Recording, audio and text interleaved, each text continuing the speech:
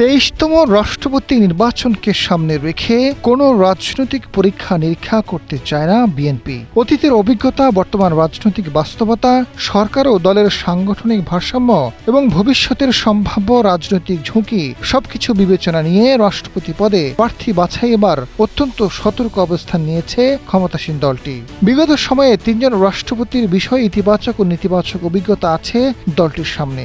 ওই অভিজ্ঞতার আলোকে এবার দলটি সিদ্ধান্ত নেবে বলে মনে করছেন বিশ্লেষকরা।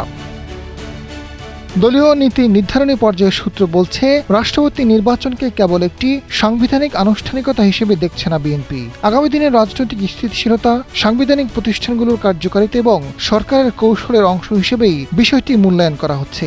রাষ্ট্রপতি নির্বাচনকে ঘিরে এবার সবচেয়ে বেশি গুরুত্ব দেওয়া হচ্ছে বিশ্বাসযোগ্যতাকে।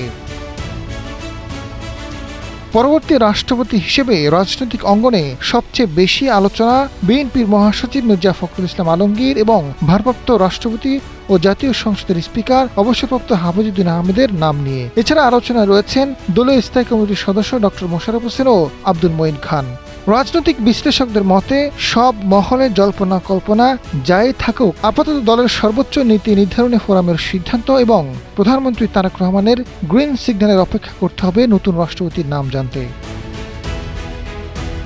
রাজনৈতিক বিশ্লেষক ডক্টর বদিউল আলম মজুমদার জানান, রাষ্ট্রপতি হলেন রাষ্ট্রের 1 নম্বর ব্যক্তি ও প্রধান নাগরিক। এই পদে একজন সৎ, মর্যাদাবান, মানসম্মত, সর্বজন গ্রহণযোগ্য ব্যক্তিকে বসানো উচিত। সরকার দেশের স্বার্থে একজন উপযুক্ত ও যোগ্য ব্যক্তিকে রাষ্ট্রপতি হিসেবে নির্বাচন করার সিদ্ধান্ত নেবে, তেমনটাই প্রত্যাশা থাকবে।